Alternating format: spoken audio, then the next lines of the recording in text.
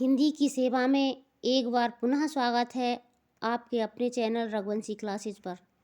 आज हम उपस्थित हुए हैं यूपी बोर्ड परीक्षा 2023 कक्षा 10 हिंदी मॉडल पेपर के साथ, जिसमें हम 20 मल्टीपल चॉइस क्वेश्चन का अध्ययन करेंगे, जो इस बार बदले पैटर्न में परीक्षा में पूछे जाएंगे। यदि आप 15 दिन तक 10 मिनट का समय हमें देकर हमारे साथ तैयारी करते रहें तो मैं दावे के साथ कह सकती हूँ कि आपके 20 में से 20 मार्क्स आपको प्राप्त होंगे, केवल 10 मिनट का समय देकर। आप हमारे चैनल पर इन वीडियो को देखते रहें और इन क्वेश्चंस को आप नोट डाउन करते रहें और अपना एक नोट्स बना लें, जिससे आपको एक साथ में से समय मिले तो उसको रिवीजन करते रहें। आपके 20 मार्क्स इसी में से कंप्लीट हो जाएंगे। तो इसी के साथ स्टार्ट करते हैं आज का वीडियो। यदि आप हमारे चैनल पर नए हैं तो चैनल को लाइक और सब्सक्राइब अवश्य करें। आज का सुविचार: शिक्षा अचानक से प्राप्त नहीं की जा सकती। शिक्षा अचानक से प्राप्त नहीं की जा सकती, इसे उत्साह और परिश्रम के द्वारा प्राप्त किया जाना चाहिए। शिक्षा अचानक से प्राप्त नहीं की जा सकती, इसे उत्साह और परिश्रम के द्वारा प्राप्त किया जाना चाहिए। इसी के साथ स्टार्ट करते हैं आज का most important video. Question first, निम्न में असत्य कथन का चयन कीजिए। निम्न में असत्य कथन का चयन कीजिए। पूस की रात प्रेमचंद की कहानी है। पूस की रात प्रेमचंद की कहानी है। अंधा युग धर्मवीर भारती का नाटक है। रश्मि रथी जयशंकर प्रसाद का काव्य है, या श्याम सुंदर दास एक आलोचक हैं। श्याम सुंदर दास एक आलोचक हैं। तो निम्न में कौन सा कथन असत्य है? पूस की रात प्रेमचंद की कहानी है, ये भी सत्य है। अंधा युग धर्मवीर भारती का नाटक है, ये भी सत्य है। रश्मि रथी जयशंकर प्रसाद का काव्य है, ये कथन क्या है? असत्य है। और श्याम सुंदर दास एक आलोचक हैं, ये भी सत्य। तो हमारा राइट आंसर होगा ऑप्शन सी, रश्मि रथी जयशंकर प्रसाद का काव्य है, ये इसमें असत्य कथन है। रश्मि रथी किसका काव्य है? रश्मि रथी रामधारी सिंह दिनकर का काव्य है। नेक्स्ट क्वेश्चन, आधुनिक एकांकी का जनक माना जाता है। आधुनिक एकांकी का जनक माना जाता है। सेठ गोविंद दास को माना जाता है, मोहन राकेश को माना जाता है, राम कुमार वर्मा को माना जाता है, या उदय शंकर भट्ट को माना जाता है। तो आधुनिक एकांकी का जनक किसे माना जाता है? राम कुमार वर्मा को। हमारा राइट आंसर होगा ऑप्शन सी।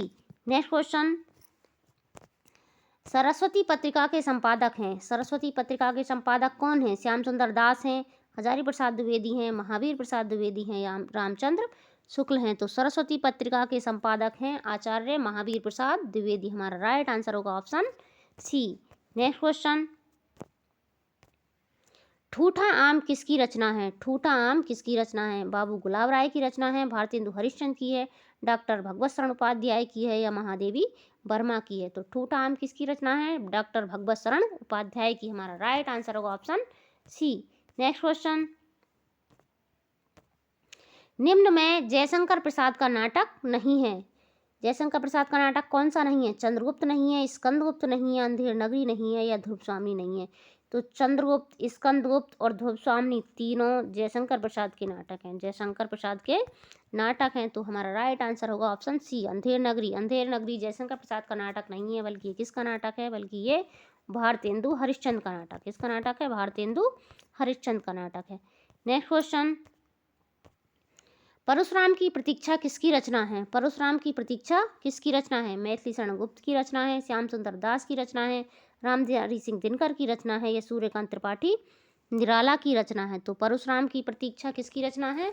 परशुराम की प्रतीक्षा रामधारी सिंह दिनकर की रचना है। नेक्स्ट क्वेश्चन, प्रेम सागर के रचनाकार हैं। प्रेम सागर के रचनाकार हैं लल्लू लाल हैं, सदल मिश्र हैं, इंसान न खां हैं, या मुंशी सदासुख लाल हैं, या मुंशी सदासुख लाल हैं। ये रचना बहुत कई बार परीक्षा में पूछी गई है, वेरी इंपॉर्टेंट है। ये रचना बहुत पूछी जाती है। प्रेम सागर के रचनाकार कौन है? प्रेम सागर के रचनाकार हैं लल्लू लाल का। हमारा राइट आंसर होगा ऑप्शन ए। नेक्स्ट क्वेश्चन, आनंद कादम्बिनी पत्रिका के संपादक हैं। आनंद कादम्बिनी पत्रिका के संपादक थे कौन थे? बालकृष्ण भट्ट थे, प्रताप नारायण मिश्र थे, राधाचरण गोस्वामी थे, या बद्रीनारायण चौधरी प्रेमधन थे। तो आनंद कादम्बिनी पत्रिका के संपादक कौन थे? बद्री नारायण चौधरी, प्रेमधन। हमारा राइट आंसर होगा ऑप्शन डी। नेक्स्ट क्वेश्चन, मकरंद बिंदु निबंध संग्रह के रचनाकार हैं। मकरंद बिंदु निबंध संग्रह के रचनाकार हैं पद्मलाल पुन्नालाल बख्शी हैं, आचार्य रामचंद्र शुक्ल हैं, डॉक्टर भगवत शरण उपाध्याय हैं या सरदार पूर्ण सिंह हैं। तो मकरंद बिंदु निबंध संग्रह किसका है? मकरंद बिंदु निबंध संग्रह है पद्मलाल पुन्नालाल बख्शी। हमारा राइट आंसर होगा ऑप्शन ए। नेक्स्ट क्वेश्चन, संस्कृति के 4 अध्याय की विधा है। संस्कृति के 4 अध्याय की विधा है। तो संस्कृति के 4 अध्याय की विधा क्या है? नाटक है, कहानी है, निबंध है या यात्रावत है। तो संस्कृति के 4 अध्याय क्या है? निबंध है। ये किसका निबंध है? रामधारी सिंह दिनकर का निबंध है। नेक्स्ट क्वेश्चन,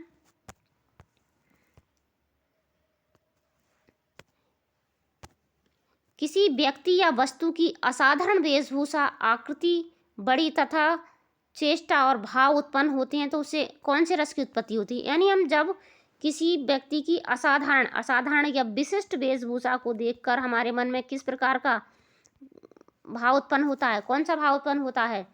करुण रस की उत्पत्ति होती है, श्रृंगार रस की उत्पत्ति होती है, हास्य रस की उत्पत्ति होती है या रौद्र रस की उत्पत्ति होती है। तो जब हम किसी की विकृत आकृति देखते हैं या विशिष्ट वेशभूषा देखते हैं तो हमारे मन में कौन सा भाव उत्पन्न होता है? हास्य का भाव। तो हास्य रस की उत्पत्ति होती है। हमारा राइट आंसर होगा ऑप्शन सी। नेक्स्ट क्वेश्चन, नदियां जिनकी यशधारा सी बहती हैं अब निस्वासर, पंक्तियों में कौन सा अलंकार होगा? नदियां जिनकी यशधारा सी बहती हैं अब निस्वासर में कौन सा अलंकार होगा? उपमा अलंकार होगा, रूपक अलंकार होगा, उत्प्रेक्षा अलंकार होगा या यमक अलंकार होगा। तो नदियां इनकी यशधारा सी में कौन सा अलंकार होगा? उपमा अलंकार होगा। सी शब्द आ गया, यशधारा सी, तो कौन सा अलंकार होगा? उपमा। हमारा राइट आंसर होगा ऑप्शन ए। नेक्स्ट क्वेश्चन, नील सरोरु श्याम तरुण अरुण बारिज नयन, कराव सोमम उर्धाम सदा क्षीर सागर शयन में कौन सा छंद है? कौन सा छंद है? दोहा छंद है, रोला छंद है, सोरठा छंद है या चौपाई छंद है। तो इसमें कौन सा छंद है? नील सरोरु श्याम तरुण अरुण बारिज नयन में कौन सा छंद होगा? सोरठा छंद होगा। हमारा राइट आंसर होगा ऑप्शन सी। नेक्स्ट क्वेश्चन, आ उपसर्ग से बना शब्द नहीं है। आ उपसर्ग से बना शब्द नहीं है। कौन सा नहीं है? अछूता नहीं है। कौन सा नहीं है? अछूता नहीं है, अटल नहीं है, अक्ल नहीं है या अथाह नहीं है। तो आ उपसर्ग से बना शब्द कौन सा नहीं है? अटल में भी आ उपसर्ग है, अथाह में भी है और अछूता में भी आ उपसर्ग लगी है। तो हमारा राइट आंसर कौन सा होगा? अक्ल। अक्ल में आ उपसर्ग नहीं है। नेक्स्ट क्वेश्चन,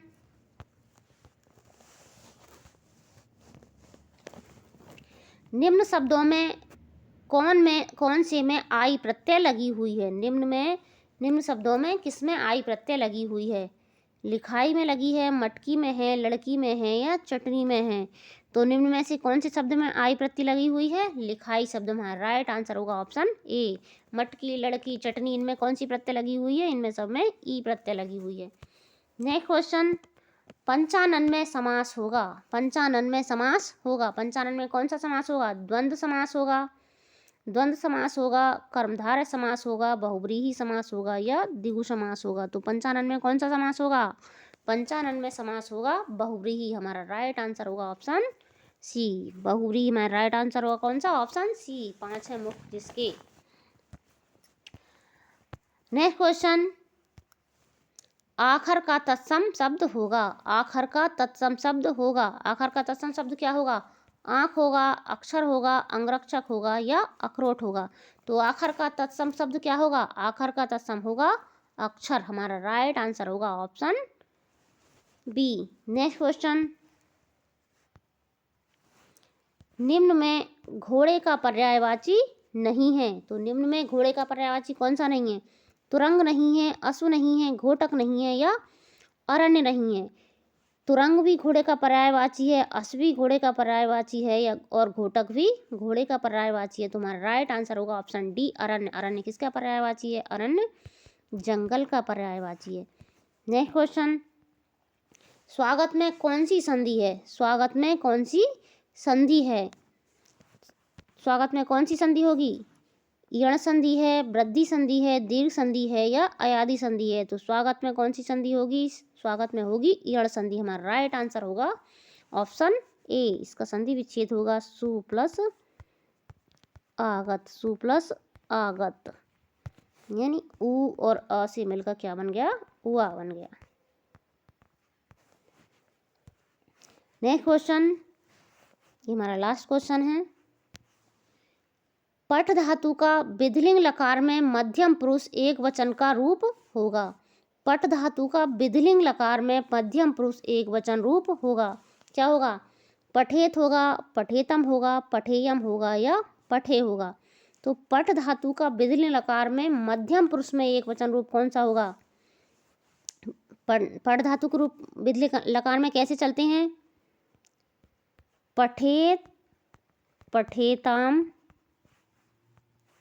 पठेयु, पठेत पठेताम पठेयु, पठे मध्यम पुरुष एक वचन। तो क्या हो गया? हमारा राइट आंसर होगा ऑप्शन डी। राइट आंसर क्या होगा? Option D. इसी के साथ स्वस्थ रहें, मस्त रहें, आपका दिन शुभ हो, रात्रि मंगलमय हो। जय हिंद, जय हिंद। यदि आप हमारे चैनल पर नए हैं तो चैनल को लाइक और सब्सक्राइब अवश्य करें।